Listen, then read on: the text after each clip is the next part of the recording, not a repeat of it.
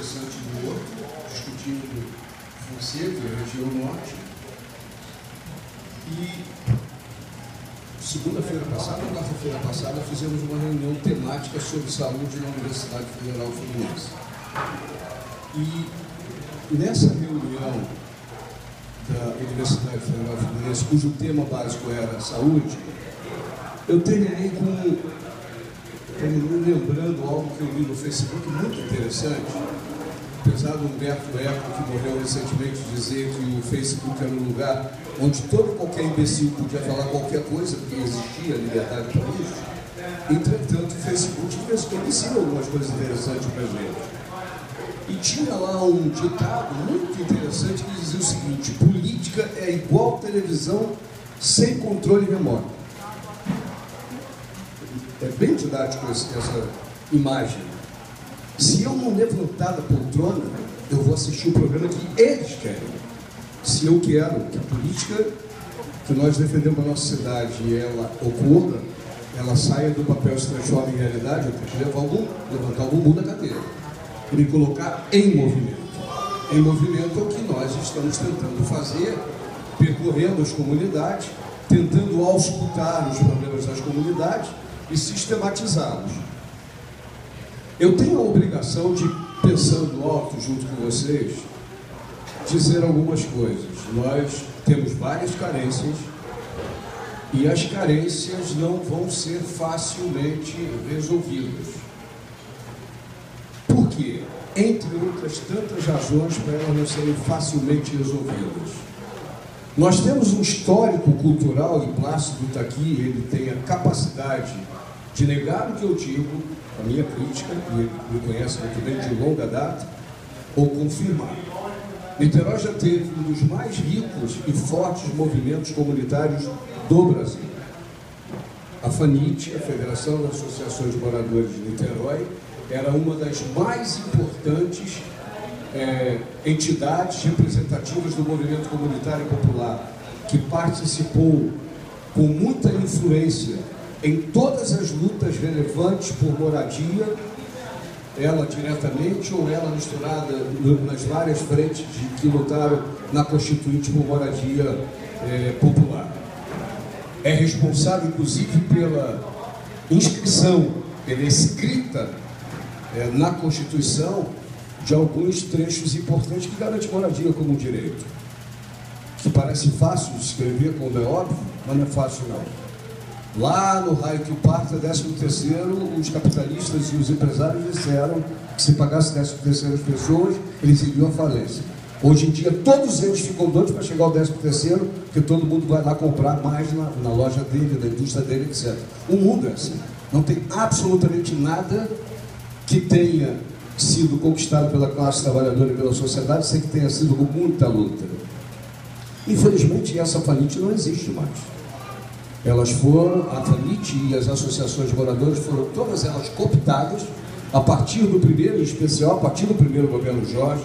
Uma boa parte dos companheiros, lutadores e dirigentes do movimento comunitário em Niterói que receberam empregos na prefeitura ou através de sua influência começaram a partilhar o que na cabeça deles julgavam ser um naco de poder, para que com isso, em contrapartida, ficassem absolutamente calados em relação à cooptação feita pelo governo em relação ao movimento comunitário. Mesma coisa que fez o governo Lula a partir de 2003, cooptando e calando todo o movimento sindical brasileiro que se organizava em torno da CUT, que eu também ajudei a criar. Na realidade, quando a gente amordaça movimento comunitário e amordaça movimento dos trabalhadores, movimento sindical, nós estamos dando um passo acelerado por uma sociedade sem vontade, sem capacidade de criticar e, portanto, sem capacidade de alterar a realidade que incomoda ela. Essa é a realidade. Niterói vai passar, e eu espero que passe com o governo nosso. Vamos trabalhar para que passe com o governo nosso, apesar das dificuldades que eu gostaria de apontar. Rodrigo está fazendo muitas obras na cidade. Obras, algumas delas importantes e outras altamente questionáveis. Mas boa parte dessas obras com dinheiro que não é resultado dos impostos que nós pagamos.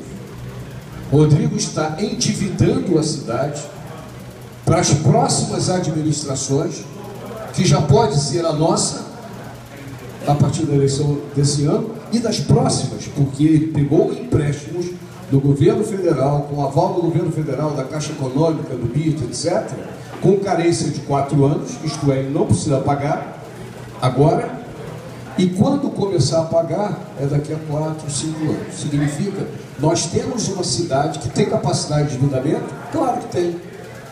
Os governos do PDT nunca gostaram de pegar empréstimo por uma razão muito simples. Empréstimo tomado lá fora tem supervisão da Controladoria Geral da União, tem supervisão do TCU. Então, Borcazel, chefe da quadrilha que comandou os governos do PDT em Niterói, sempre gostou de fazer obras com tesouro municipal. Por quê? Porque o tesouro municipal, quem toma conta é o TCE e a Câmara, que está entre nós.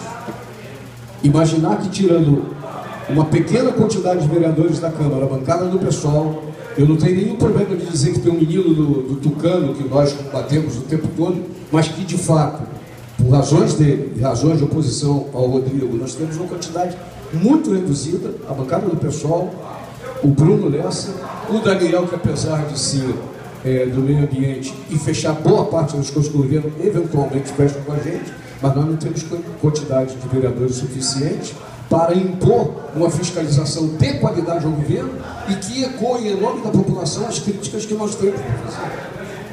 Então, não importa que nós tenhamos, pelo acúmulo das nossas instituições partidárias, críticas para fazer. O que nós queremos saber é até que ponto a população tem capacidade para entender porque que a cidade dela é do jeito que ela é. E aí nós vamos falar alguns exemplos rápidos para caminhar e tentar provocar, e depois a gente volta, se for o caso. Todo mundo viu que o Conde Bittencourt, um eterno aliado de Jorge Roberto Silveira, aderiu recentemente a Rodrigo Neves. Conde Bittencourt, colega do Flávio na Leste, deputado de vários mandatos, aderiu ao Rodrigo Neves e à reeleição do Rodrigo Neves neste ano que a gente vai ter eleição. Um fotógrafo presente na reunião fotografou, abrindo o ângulo da foto, fotografou todo mundo que estava no ambiente. E ao fotografar todo mundo que estava no ambiente, pegou algo mais do que o Conde Bittencourt, discursando em solidariedade e em adesão ao Rodrigo. Pegou todo o mercado imobiliário que nós acusamos de estar, nesse momento, querendo avançar sobre as áreas verdes e produtivas. Então, estava lá todo o mercado imobiliário, seguindo o rastro de Conde, que fez essa adesão ao Rodrigo com o aval do Jorge Roberto Silveira. Antes eram inimigos. Agora, por razões da continuidade do saque a nós e aos nossos direitos, se juntam novamente. Vocês sabem quem é Conde Bittencourt? Conde Bittencourt, depois de 10 anos, a militância do PSOL e alguns de nós, eu em particular, condenamos depois de 10 anos, conseguimos condená-lo pela fraude na Estrada Frois. 10 anos se passaram. 10 anos se passaram para que a população possa saber que o mercado imobiliário tem nome e sobrenome. Ele não vem às reuniões em que a gente discute o PUR porque ele não precisa se expor. Ele entra pelos elevadores privativos do prefeito e combina com o prefeito qual é o gabarito que ele vai ter em todos os lugares. Recentemente, teve a posse do novo presidente da DEM, que se chama Bruno Serpa Pinto, que é sobrinho do Plínio Serpa Pinto, filho do Zé Henrique, que tem um apelido de Bacalhau, o apelido do Zé Henrique Bacalhau, coisa parecida. Bacalhau, não é? Ela que está lá lanchando, comendo batata frita, falou que é bacalhau. Pois bem, é bacalhau mesmo. Velho conhecido das pilantragens da cidade de Niterói, inclusive, virou um alto funcionário do Tribunal de Contas do Estado, numa época em que precisava de concurso, ele não fez concurso, mas entrou para você. Então tem uma vida de nabarro no Tribunal de Contas do Estado. Pois bem, discurso do Bruno, na posse, sem esconder de ninguém. O Rodrigo Neves na mesa. Paulo Magueiro, tanto presidente da Câmara, dos vereadores, do lado dele na mesa, ouvindo o discurso. E o discurso era: prefeito, nós precisamos ter um plano de diretor na cidade, um plano de diretor novo. Com certeza não é o plano de diretor que a gente quer, pessoal. É o plano diretor, e ele completou o raciocínio, o plano diretor que permite o crescimento, a retomada e o crescimento da construção civil na cidade de Niterói. O que significa a retomada e a consolidação e o crescimento da construção civil em Niterói? Significa não ter que ter limite, não ter que ter escrúpulo. Nós queremos todas as áreas onde nós possamos ganhar dinheiro, independentemente da perda de qualidade de vida da população que mora em Niterói. A cara de pau, para iniciar essa primeira rodada de discussão, a cara de pau desses caras não é fácil. Tivemos recentemente uma audiência pública na Câmara de Vereadores, coordenada pelo Daniel Marques, ex-secretário do Meio Ambiente e atual vereador, como nós, uma audiência para discutir a crise hídrica, em que estavam lá vários, nessa o Torben Grael, irmão do Axel Grael, que estava na mesa, acompanhando o Daniel Marques na audiência. O Torben Grael, na hora dele, se inscreveu e na hora dele, olhou para o irmão, olhou para o plenário e fez uma pergunta absolutamente singela. Vem cá, quem diz que Niterói tem que crescer? Quem diz que a gente tem que se preocupar com as pessoas que querem morar aqui? Nós temos que nos preocupar com as pessoas que já moram aqui. E para as pessoas que já moram aqui, Niterói não está garantindo qualidade de vida para elas. As pessoas não conseguem se locomover e chegar rápido ao trabalho.